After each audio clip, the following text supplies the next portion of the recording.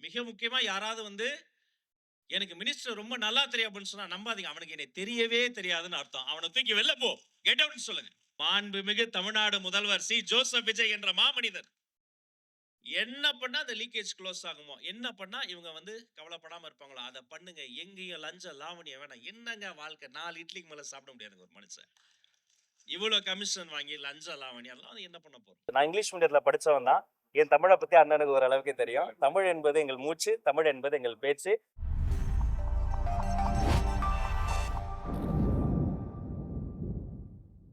பெரியோர்களே, தாய்மார்களே, அன்பானவர்களே, பண்பானவர்களே, பள்ளிக்கல்வித்துறை கூடுதல் தலைமைச் செயலாளர் அன்பிற்கினிய சகோதரர் மருத்துவர் சந்திரமோகன் ஐயா அவர்களே, தனியார் பள்ளிகளினுடைய இயக்குனர் முனைவர் சுகன்யா அம்மா அவர்களே, பள்ளிக்கல்வித்துறை இயக்குனர்கள் முனைவர் கண்ணப்பன் அவர்களே, முனைவர் நரேஷ் ஐயா அவர்களே, இணை இயக்குனர்கள் தனியார் பள்ளி திரு கணேசமூர்த்தி அவர்களே, திரு மார்ஸ் அவர்களே,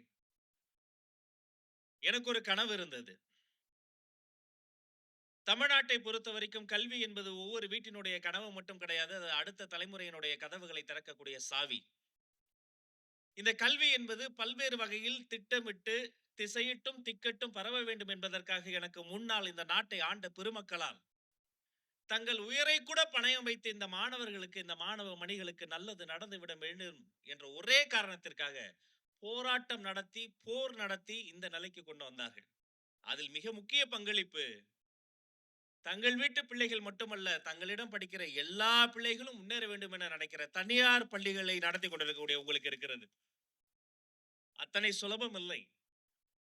வங்கியில் கடன் வாங்கி, தெரிந்தவர்களிடம் கடன் வாங்கி, நகைகளை அடமானம் வைத்து, நாங்கள் கொடுத்திருக்கக்கூடிய சட்ட திட்டங்களுக்கு உட்பட்டு கட்டுப்பட்டு பல்வேறு விஷயங்களை சிரமம் செய்து போட்டிக்கு நடுவே போட்டி போட்டு கல்வியை தரமாக தருவதற்காக, தாமாக தருவதற்காக ஒரு நிறுவனம் கட்டி, அந்த பாடசாலையில், அந்த பள்ளிக்கூடத்தில், அங்க இருக்கக்கூடிய அந்த பெரிமீட்டரில் இருக்கக்கூடிய அந்த நிலப்பரப்பில் இருக்கக்கூடிய பெற்றோர்களின் நம்பிக்கையை வாங்கி அந்த பிள்ளைகளை சேர்த்து சுமாராக படிக்கிற குழந்தையை கூட சூப்பராக படிக்கக்கூடிய குழந்தையாக உற்சாகம் கொடுத்து முன்னேற்றி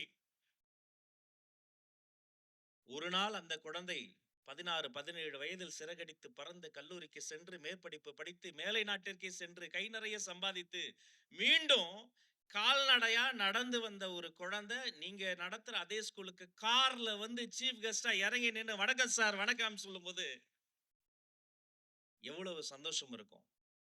அதை விட பெரிய சந்தோஷம் வாழ்க்கையில என்ன இருந்துட முடியும்? இது வெறும் லாப கணக்கு, அது மட்டுமல்ல, இது ஒரு பெரிய புண்ணிய கணக்கு. அப்படிப்பட்ட இந்த கல்வி சூழலில் மிக முக்கியமான இடத்தில் இருக்கக்கூடிய இந்த பிரைவேட் ஸ்கூல்ஸ், இவர்களினுடைய ஒவ்வொருத்தருக்கும் ஒவ்வொரு இலக்கு இருக்கும், ஒவ்வொரு வகையான பாதை இருக்கும். அதையெல்லாம் அவர்கள் வெற்றி அடைவதற்கு அந்த மாணவர்களுக்காக ஒரு உந்து சக்தியாக, அவர்களை தாங்கி பிடித்துக் கொண்டிருக்கக்கூடிய ஒரு தூணாக இருக்கக்கூடிய இவர்களுக்கு பல்வேறு நெருக்கடிகள், பல்வேறு சங்கடங்கள் இருக்கத்தான் செய்கின்றன. என்னதான் நீங்க அறப்பணி செஞ்சாலும், கல்வி பணி செஞ்சாலும் பொத்தாம் பொதுவா என்ன சொல்லுவாங்க? இவங்க கல்வி வியாபாரம் செய்வார்கள் அப்படிதான் சொல்லுவாங்க. வியாபாரமும் இருக்கிறது. அதையும் தாண்டி அதற்குள்ளாக நாங்க ஆர்டியில கொடுக்கிற ஏதோ ஒரு ஏழை குழந்தைக்கும் எட்டா கனியாக இருக்கிற கல்வியை நீங்கள் கொடுத்து கொண்டு இருக்கிறீர்கள் என்பதை நான் உங்கள் சகோதரன் நான் நன்கு அறிவேன்.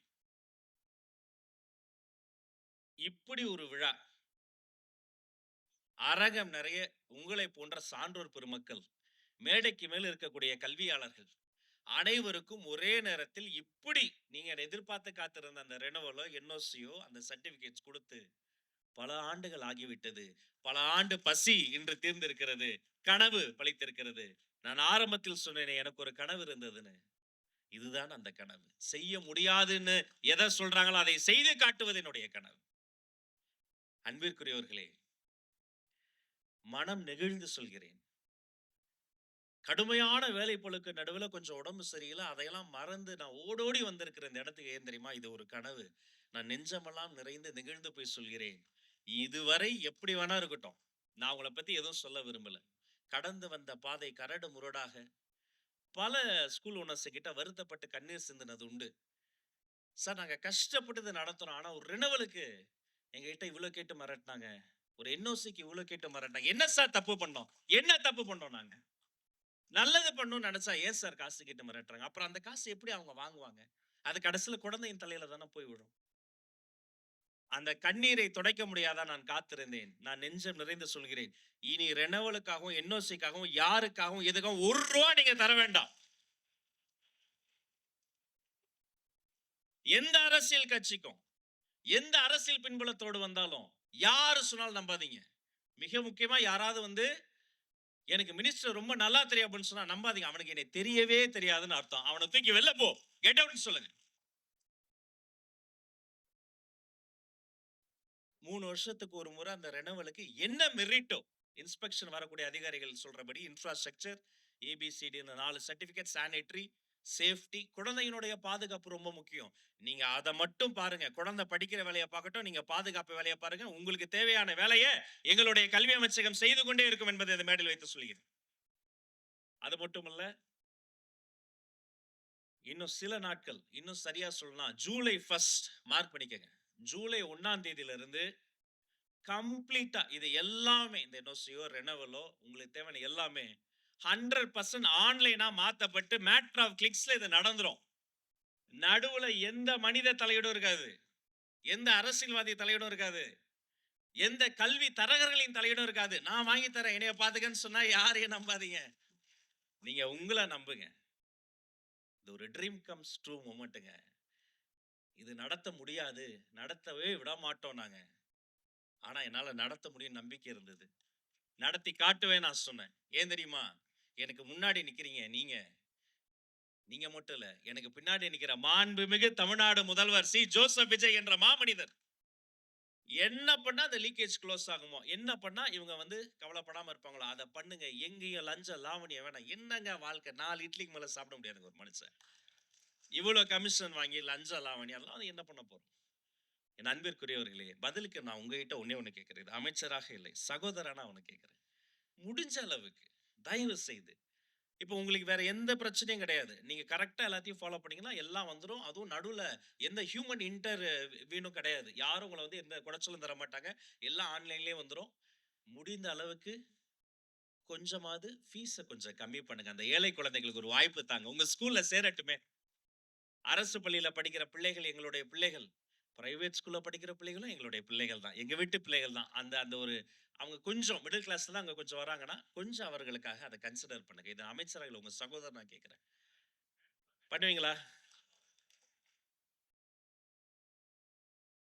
மேலும் இத நான் சொன்னப்ப சில பேர் வருத்தப்பட்டாங்க. ஆனா நான் மறுபடியும் சொல்றேன். பள்ளி கட்டணத்த நீங்க டிரான்ஸ்பரன்ட்டா அங்க இருக்கக்கூடிய பலகையிலயும், வெப்சைட்லயும் போட்டீங்கன்னா, உங்களுக்கு எந்த பிரச்சனையும் வராது. உங்க என்ரோல்மென்ட் ரேஷியோ இன்னும் அதிகமாகும். மீண்டும் நல்ல பள்ளிக்கூடத்தை நாடி பெற்றோர்களும், மாணவர்களும் வரத்தான் செய்வாங்க. எனவே கண்டிப்பாக நீங்க வாங்குற ஃபீஸ் ஸ்ட்ரக்சர கொஞ்சம் டிரான்ஸ்பரன்ட்டா போடுங்க. 3வது ஒரு விஷயம் இருக்கு. பள்ளி நிர்வாகத்துல பெற்றோர்களுக்கோ, ஆசிரியர் பெருமக்களுக்கோ, மாணவர்களுக்கோ ஏதோ ஒரு கிரீவன்ஸ் வருதுன்னு வைங்களேன், ஒரு பிரச்சனை வருதுன்னு வைங்களேன், சார் 10 பேர் சேர்ந்து ஒரு டூர் போனாலே அடிச்சுக்கிறோம் சார். ஃப்ரெண்ட்ஸா இருப்போம். ஒண்ணா தான் போவோம். திரும்பி வரும்போது 2 பேர் பேசிக்க மாட்டோம் தெரியுமா? அப்ப பல்லாயிரம் பேர் ஒன்றாக இருக்கிற ஒரு கல்வி வளாகத்துல சில மனக்கசப்புகள் வரதான் செய்யும். எல்லாத்தையுமே நீங்க விதிப்படி, ரூல்ஸ் படி அப்படின்னு அணுகாம, கொஞ்சம் மனித நேயத்தோடு, கருணையின்படி அணுகி, அங்க வேலை பார்க்கக்கூடிய ஒரு தூய்மை தொழிலாளருக்கோ, ஒரு ஆயாமாக்கோ, அங்க இருக்கக்கூடிய ஒரு சாதாரண ஒரு ஆசிரியருக்கோ, அங்க இருக்கக்கூடிய ஒரு ஏழை பெற்றோருக்கு ஏதாவது ஒரு பிரச்சனைனா, அவங்க கிட்ட இன்னும் கனிவோட பேசுங்க. மரியாதையோட பேசுங்க. என்கிட்ட என்கிட்ட எல்லாம் இருந்தது. ஏதோ கைய ஊனி கர்ணம் போட்டு நானே மீடியால உள்ள நுழைஞ்சு போராடி கிடைச்ச எல்லா வாய்ப்பையும் பயன்படுத்தி யூடியூப்ல அதை பேசி இதை பேசி உங்கள எத்தனை ஸ்கூல்ஸ்க்கு நான் வந்து வரக்கூடிய வாய்ப்பு எனக்கு வந்து கிடைச்சது. அப்படியே பேசி பேசி ஒரு சின்ன ஸ்டேஜ்ல தொகுப்பாளர் நீங்க தமிழாசிரியர் அருமையா பேசினாரு. அவரை மாதிரி அவரை பார்த்தப்ப எனக்கு வந்து என் ஞாபகம் வந்தது. எல்லா செயலும் பேசி ஒரு இடத்துக்கு வந்துட்டேன். எல்லாம் வந்தது. பணம் வந்துருச்சு, கார் வந்துருச்சு, வீடு வந்துருச்சு, எல்லாம் வந்துருச்சு. ஆனா அது எதுவுமே எனக்கு போதல. எப்ப மாண்புமிகு முதல்வர் என்னை கூப்பிட்டு இப்படி ஒரு பொன்னான வாய்ப்பு தந்தாரோ அப்பதான் மரியாதை வந்துச்சு. நடந்து போனா 4 பேர் கையெடுத்து கும்பிடுறாங்க. ஒரு இடத்துக்கு போனா அந்த குழந்தைங்க சொல்லுது, இவர்தான் எங்க மினிஸ்டர் அப்படின்னு சொல்லுது. என்னுடைய சமூக வலைதளத்துல குழந்தைகள் மெசேஜ் அனுப்புறாங்க. Sir big problem. நான் உடனே பார்க்குறேன். ஐயோ! என்ன குழந்தைங்கன்னு பார்த்தா, பிடி பீரியட கட் பண்ணிட்டாங்க சார். டோன்ட் வரிப்பா நான் சொல்றேன். அவங்க ஏதாவது ஒரு ஸ்பெஷல் கிளாஸ்க்காக சொல்லியிருப்பாங்க. இனிமே பிடி பீரியட்லாம் கட் ஆகாது. அப்ப இந்த அன்பும், மரியாதையும், பாசமும் அவங்க வீட்டு மாமா கிட்ட சொல்ற மாரி, சித்தப்பாட்ட சொல்ற மாரி அந்த குழந்தை எனக்கு சொல்லுதுன்னா, அதற்கு ஒரே காரணம் என்ன தெரியுமா? அவங்களுக்கு வந்து நாம குடுக்கக்கூடிய அந்த அன்பு, பாசம், மரியாதை, கனிவு அதுதான் ரிட்டர்ன் பேக் ஆகுது. அப்ப நீங்களும் என்ன பண்ணணும், அங்க வேலை பார்க்கக்கூடிய அந்த ஆசிரியர்களுக்கோ, பெற்றோர்களுக்கோ, குழந்தைக்கு ஏதாவது ஒண்ணுன்னா, ரொம்ப ஸ்ட்ரிக்ட்டா அவங்க கிட்ட கனிவா பேசுங்க. எல்லாத்தையுமே மாத்திட்டோங்க. ஸ்டூடண்ட் சென்ட்ரிக் அப்ரோச்சா அரசு பள்ளிகளையே மாத்திட்டோம். மேடைதோறும் ஒவ்வொரு கூட்டத்திலயும் கத்தி கதறிக்கிட்டு இருக்கிறான் ராஜ்மோகன். எல்லா பிரைட் ஸ்டூடண்ட்ஸும் சூப்பரா வந்துருவாங்க. என்னுடைய டார்கெட் அவங்க கிடையாது. அங்க ஒரு வீக்கா ஒருத்தர் இருப்பாரு. அவர் பேரு ஸ்லோ லேர்னர். மெல்ல கற்கும் குழந்தை மட்டுமல்ல, தன் வேகத்தில் கற்கும் ஒரு குழந்தை இருந்தா அது வேற யாரும் கிடையாது. நான் தான். அது மினிஸ்டர்ன்னு நெனச்சுக்கங்க. அவரையும் இன்க்ளூசிவா சேர்த்துக்கங்கன்னு சொல்லி கல்வியுடைய அப்ரோச்சே நாங்க மாத்திருக்கிறோம். புதிய சிலபஸ் வந்துருச்சு. அடுத்தடுத்த வகுப்புகளுக்கெல்லாம் எப்படி அப்ரோச் பண்ணுவோம். டெக்ஸ்ட் புக்ல டெக்ஸ்ட்ட குறைச்சுட்டாங்க. வண்ண படங்களும், அலங்கார வார்த்தைகளும், பார் கோட்ஸ்லாம் குடுத்துட்டோம். குழந்தை வீட்டுக்கு போய் ஜாலியா ஸ்கேன் பண்ணா காணொளி வரும், கேட்பொலி வரும். மகிழ்ச்சியா இருப்பான். பை நிறைய புத்தகத்தை புதியத்துவ சுமப்பது போல சுமந்து வந்த காலங்கள்லாம் மாறிடுச்சு. நீங்க மகிழ்ச்சியா வரான். நீங்க இன்னும் கொஞ்ச நாள்ல பாருங்க, சம்மர் வெகேஷன்லாம் இப்ப வந்து இன்னும் 3 நாள் லீவ் கேட்கறாங்க, 1 வாரம் லீவ் கேட்கறாங்கல்ல. நீங்க ஸ்கூல நடத்துற விதத்துல அந்த குழந்தை சொல்லும், தயவு செய்து ஸ்கூல்ல சீக்கிரம் ஓபன் பண்ணுங்க. வீட்ல டார்ச்சர் பண்றாங்க. அப்பா, அம்மா தொல்ல தாங்கல. ஸ்கூலுக்கு சீக்கிரம் ஃபிரெண்ட்ஸ பார்க்கணும், என் சார பார்க்கணும், மேம பார்க்கணும். அப்படி ஒரு நல்ல என்விரான்மென்ட்ட பில்ட் பண்ணுங்க. ரிசல்ட் எல்லாம் சொல்ல வேண்டாம். அது நீங்க போட்டி போட்டு பயங்கரமா பண்ணுவீங்க. ஆனா அந்த என்விரான்மென்ட் ரொம்ப முக்கியம். ஒரு குழந்தை பாதுகாப்பா இருக்கணும். மனமகிழ்ச்சியா இருக்கணும். அன்பு வேண்டுகோள். அரசு பள்ளியில டெட்ட கிளியர் பண்ணாம அவ்வளவு சீக்கிரம் ஆசிரியர் வந்துட முடியாது. உங்க சகோதரனா கேட்கிறேன். நீங்க இனிமேல் யாராவது ஆசிரியர் வேலைக்கு எடுத்தீங்கன்னா, டெட் முடிச்சு லட்சக்கணக்கில வெளில காத்திருக்கிறாங்க என்னுடைய குடும்பத்தை சார்ந்தவங்க. அவங்களுக்கு ஒரு வாய்ப்பு குடுங்க. தயவு செய்து டெட் கிளியர் பண்ணவங்களுக்கு ஒரு வாய்ப்பு தாங்க என்பதையும் உரிமையோடு உங்களிடத்தில் நான் கேட்டுக்கொள்கிறேன். அப்ப என்ன ஆகும் பாருங்க, அந்த டீச்சர் மெரிட்ல வந்திருப்பாங்க. அந்த குழந்தைக்கு பணம் என்பது ஒரு சுமையா அந்த பெற்றோருக்கு மாறி இருக்காது. அந்த குழந்தை ரொம்ப சந்தோஷமா வரும். உங்க வகுப்புக்கு வரும்போதே ஓடி வரும். அப்ப அந்த இடமே ஒரு மகிழ்ச்சிக்குரிய இடமாக மாறிடும். மகிழ்ச்சியான மனநிலை வந்துருச்சுன்னா, அடுத்த எக்ஸாம்ல தானா அந்த குழந்தை ஷைன் ஆக ஆரம்பிக்கும். சுமாரா படிக்கிற குழந்தைய கூப்ட்டு, "நீங்க ஏன் இப்படி மார்க் கம்மியா வாங்குன? உனக்கு எதுவுமே வராதா? நீ தத்தி, நீ வேஸ்ட்" அப்படின்னு சொல்றதுக்கு பதிலா, "உன் ஹேண்ட் ரைட்டிங் நல்லா இருக்குடா. சின்ன வயசுலயே இது நல்லா எழுதுதான்னு" கேட்டு பாருங்க. அடுத்த எக்ஸாம்ல 2 மார்க் குழந்தை அதிகமாகும். உன்னுடைய மேத் நல்லா இருக்கு. டக்கு டக்குன்னு மத்தவங்களோட வேகமா நீ போடுறியே. இன்னும் கொஞ்சம் ஃபோக்கஸ் பண்ணு. எழுதும்போது நல்லா எழுதுமா. ரீகால் பண்ணி எழுதுமா அப்படின்னு சொல்லி பாருங்க. அடுத்த எக்ஸாம்ல ஒரு 4 மார்க் நல்லா வாங்கும். அப்ப அந்த பாசிட்டிவ் அப்ரோச்ச கொண்டு வாங்க. அந்த குழந்தைகிட்ட நீங்க மனம் விட்டு பேசி, மனமகிழ்ச்சிக்கு ஒரு இடமா மாத்திட்டீங்கன்னா, நான் போகும் இடமெல்லாம் ஒரு செய்திய சொல்லிக்கிட்டே இருப்பேன். ஒரு கலாமை இந்த தமிழ் மண் ஈன்றெடுத்தது. அரசு பள்ளியில் படித்து, பல தனியார் பள்ளிகளுக்கு விருந்தினராக சென்று, தமிழ்நாடினுடைய தவ குழந்தை அந்த அப்துல் கலாம்ன்ற ஒரு குழந்தை வந்து தேசத்துக்கு கொடுத்தோம். நான் சொன்னதையெல்லாம் உங்கள் சகோதரன் சொன்னதையெல்லாம் நீங்களும் செய்தார். அடுத்த அப்துல் கலாம் உங்களுடைய பள்ளிக்கூடத்தில் இருந்து கூட வரலாம். இதே மேடையில் வந்து பேசலாம் இல்லையா? எனவே அன்பிற்குரியவர்களே, இது பொன்னாள், இது நன்னாள். இன்னைக்கு நான் ரொம்ப நேரம் பேசி உங்களுடைய மொமெண்ட்ட வீணடிக்க விரும்பல. Mark my words. இனி பை மெரிட் தான். நீங்க எல்லா ரூல்ஸையும் ஒழுங்கா ஃபாலோ பண்ணி கரெக்ட்டா இன்ஃப்ராஸ்ட்ரக்சரையும் அங்க இருக்கிற சேஃப்டி ஸ்டாண்டர்ட்ஸையும் மெயின்டெயின் பண்ணீங்கன்னா, இனி ரெனவலுக்காகவும், என்ஓசிக்காகவும் எந்த அரசியல்வாதிக்கும், எந்த அரசியல் தலைவருக்கும் ரூ. 1 கூட தராமலே உங்களுக்கு வேணும்ன்ற உங்களுக்கு தேவையானது உங்கள் சான்றிதழ்கள் கைக்கு வரும். ஜூலை 1 முதல் அனைத்துமே ஆன்லைனில் மாற்றப்படுகிறது. எந்த மனிதர்களினுடைய தலையீடும் இல்லாமல் இருக்கும். நான் உங்களிடம் வேண்டுகோள் வைத்த விஷயங்களையும் நீங்கள் செவிமடுத்து அதை சாத்தியப்படுத்துங்கள்.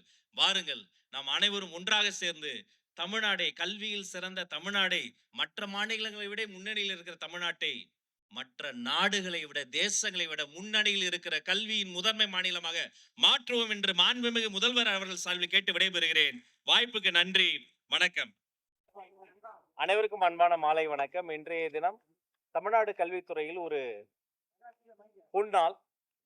இதுவரைக்கும் பல பேர் வந்து எங்கிட்ட வந்து சொல்லியிருக்கிறாங்க. பிரைவேட் ஸ்கூல்ஸை பொறுத்த வரைக்கும் பல பேர் வந்து இதுக்கு முன்னாடி வந்து அந்த 3 வருடத்துக்கு ஒரு முறை அந்த ரெனுவலோ என்ஓசியோ அவ்வளோ சீக்கிரம் கிடைக்காது. அதில் வந்து சில பேர் வந்து அதை மிஸ்யூஸ் பண்ணிக்கிட்டு இருந்தாங்க. அந்த இன்ஸ்டிடியூஷனுக்கு ஏற்ற மாதிரி வந்து பல்வேறு வகையில் அவங்க கிட்ட வந்து முறைகேடான முறையில் வந்து அவங்க வந்து பல விஷயங்களை பண்ணி தான் அதை வந்து பெற வேண்டிய ஒரு சூழல் இருந்தது. ஆனால் இன்றைய தினம் அது முற்று முழுதாக ஒழிக்கப்பட்டு விட்டது. இனி பை மெரிட் ஒன்லி, யாருக்கும் எந்த வகையிலையும் ₹1 கூட காசு தர வேண்டாம்.